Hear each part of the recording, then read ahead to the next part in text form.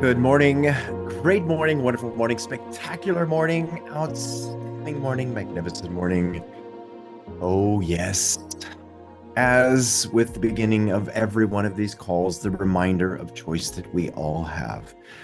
The reminder that we get to give meaning to that which is fundamentally meaningless, that everything is fundamentally meaningless, and that our choice of meaning can lead us to some incredible places. But see, this is where we've got to engage with that. And that's unfortunately something that most people don't do, not because they don't want to, but because they're unaware that they can do that. And this is what we're hoping you see and use in your life so that you can take control of your life. Because if you don't take control of that inner narrative inside, then you're going to be a slave to the tyranny of second causes. And I know that's not what you want because you wouldn't be here if that was the case. So, with that being said, we also invite you to continually engage with what we're sharing with you and to use everything that we share with you in your life so that you can be in control. So, what have we been studying? Well, we've been studying this beautiful gem here, The Science of Getting Rich, which is an incredible book written by Wallace Wattles.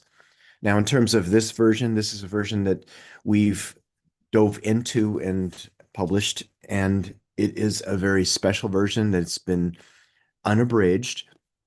And it's what we've been diving into and using in our life. And if you want to read along with us, word for word, paragraph for paragraph, then we recommend you get this exact version and read along. Now, when you get it, yes, underline it, study it, but most importantly, use it. Because again, if you don't use it in your life, then you will not be able to deliver the change that you seek. So you ready? You ready to dive into this and go into the science of getting rich and to understand this? Type in the comments, I'm ready if you're ready. And if you are, bam, let's go into it. All right, here we go. Boom, boom, boom. All right.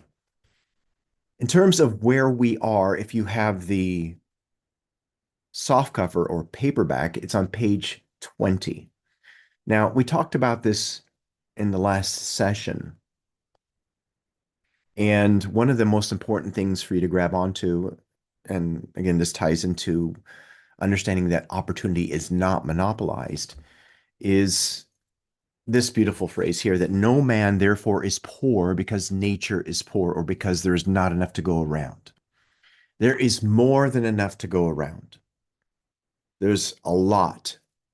And all you need to do is look at nature and study nature to see that that's actually true. And one of the examples that we engaged with was taking a deep breath. And we all took a deep breath. Let's do it again. Take a deep breath right now. Inhale, hold, release. See, from abundance, you took abundance, and abundance still remained. Now, nature is actually proof of how much there is, and you can see it everywhere. Go out on an airplane and look out and see how much land there is. You go out and think in terms of the blades of grass or the sands that are on the seashore or that's in the desert or water. It's abundant and it's everywhere. Nature is an inexhaustible storehouse of riches. The supply will never run short. Now, those of you who tell this to you and that say that, don't listen to them. They're just operating from a belief, from lack, limitation, and it's absolutely crazy. But the thing is, they believe it, therefore it's true to them, but it's not the truth. Now, original substance is alive with creative energy and is constantly producing more forms. Underline that. Original substance. It's always moving and constantly producing more forms. When the supply of building materials is exhausted, more will be produced. Now, I know that sounds crazy, but it's true. It's totally true. When the soil is exhausted so that foodstuffs and materials for clothing will no longer grow upon it, it will be renewed and more soil will be made.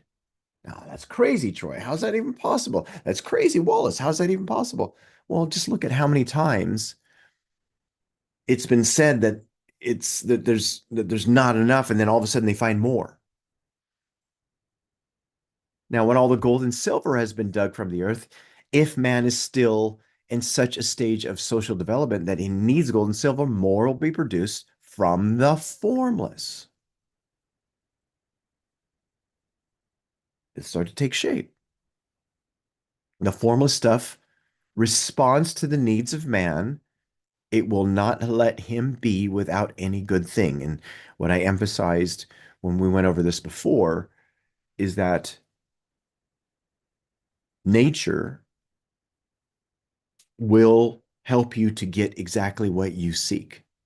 And in terms of that formless stuff that's there, it responds to your needs the same way that it does to mine. And it will never let you be without a good thing. Now, let's look at this. This is true of man collectively. The race as a whole is always abundantly rich. And if individuals are poor, it's because they do not follow the certain way of doing things which makes the individual man rich. Now, I want you to underline that. Man collectively, the race as a whole is always abundantly rich. And you'll see that it's true. Now, with that, this is where we get to tie in the principle. And one of the very simple examples that we bring up is, for instance, the principle of mathematics. Mathematics, in terms of that principle, is there, it's accurate. Everyone has access to the principle.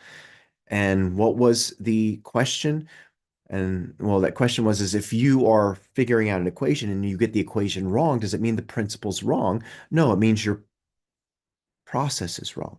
It means that the method that you're using is not in harmony with the principle. Well, it's the same thing with regards to nature and richness that's out there. All of it's there.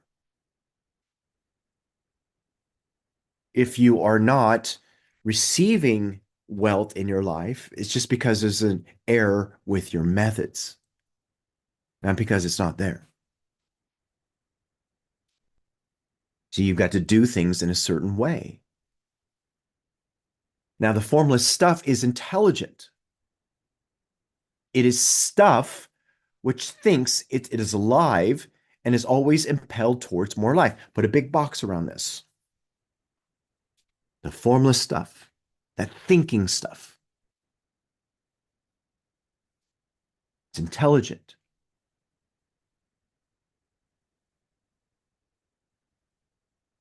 It's alive. It's always impelled towards more life, impelled more towards your life. It is the natural and inherent impulse of life to seek to live more. Now, what is that? That's the dissatisfaction inside of you.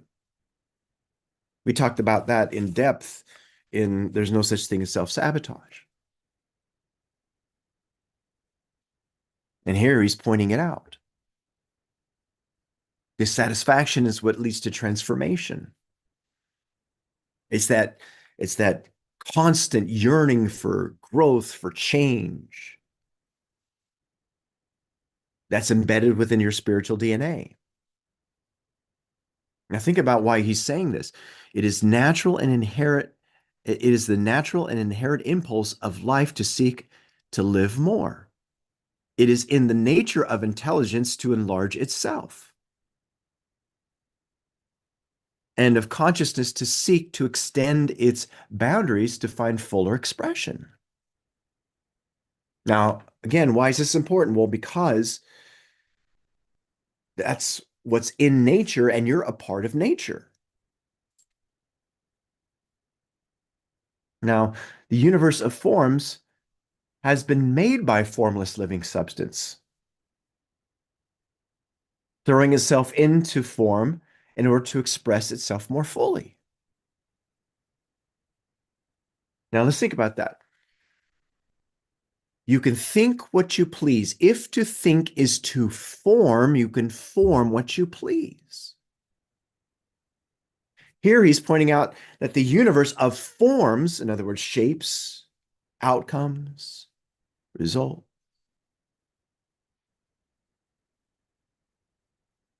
Everything that's in your room that was made, outcomes, were made by formless living substance. In other words, thought energy, which is the only creative energy there is. Throwing itself into form in order to express itself more fully. And you have access to it. And you can shape it, mold it to be whatever you want it to be. The universe is a great living presence, always moving inherently toward more life and fuller functioning. And isn't that interesting how that's embedded within you personally? Which leads to that nature is formed for the advancement of life. Its impelling motive is the increase of life. For this cause, everything which can possibly minister to life is bountifully provided. There can be no lack unless God is to contradict himself and nullify his own works. Now think about what he's talking about here. He's talking about the purpose of life is to grow. He's talking about that life itself is of God, of the universe, and that's in you.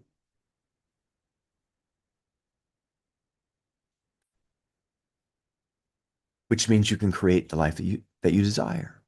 Why? Because you're a magnificent creative being.